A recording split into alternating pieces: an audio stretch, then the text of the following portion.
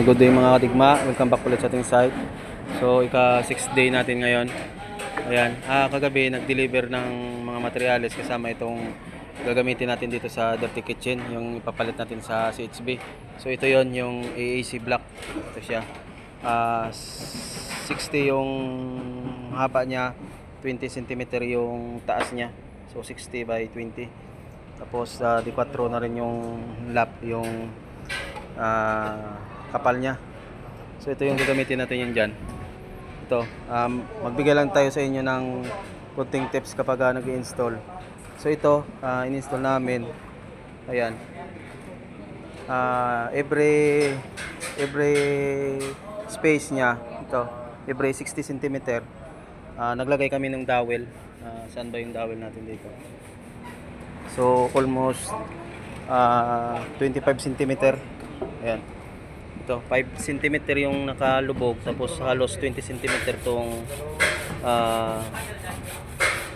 nakalitaw niya. Ayan. So ginawa namin, inakaan namin dito sa gilid. Ayan, yung parang ganito. Tapos lalagyan niya ng mortar. Ayan. Ayan siya.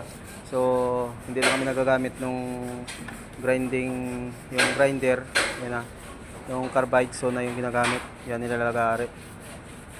Tapos ang paglagay ng mortar, manipis lang siya. Yan, parang nagtatiles ka ng thin bed method. Papakita natin sa inyo mamaya. Ayan siya. So every layer nito, meron siyang dowel, tapos magkakaroon to ng mga clip. Every 2 layer itong ganito dito sa side. Yan. Every 2 layer magkakaroon ng clip siya sa mga wall. So yung advice nung engineer nito, kapag naglagay nung ganitong AAC block, kapag may poste, kailangan magkaroon siya ng seismic gap na halos 5 cm na rin dito sa gilid niya para sa lindol. Ayan, yung aming ginawa nito, naka-interlock siya. Ayan, approved naman siya. Ayan, every 2 layers lang maglalagay tayo nito. Pwede din lagyan ng dowel, yung ginagawa ng iba, nilagyan dito ng pinaka-lock niya, inuukaan din to ng grinder. So dito sa supplier nito, meron siyang sariling pang lock sa mga kanto. Ayan.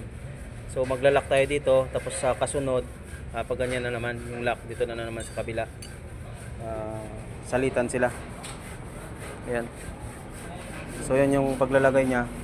Lalagyan nung mortar na kakayo rin yan sa pinakataas niya. Tapos every gilid nito, yan yung gilid niyan, lalagyan din.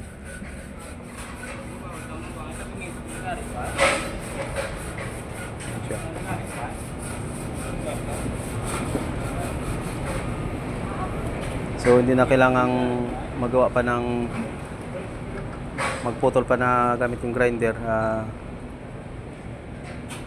Madali lang siyang putulin gamit itong carbide saw.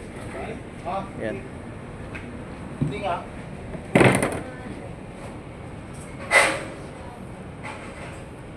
So kailangan yung kuan niya, yung pinaka mortar, medyo sticky. Yan, hindi masyadong lugaw.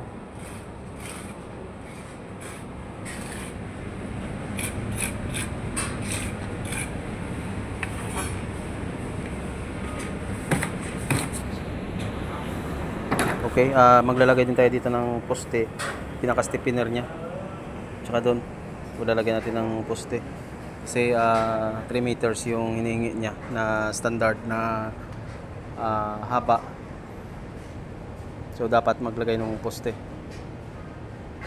Ayan, so doon ongoing pa rin yung paglalagay natin ng mga hanger. Ayan, tsaka nag-start na rin yung mga electrician natin.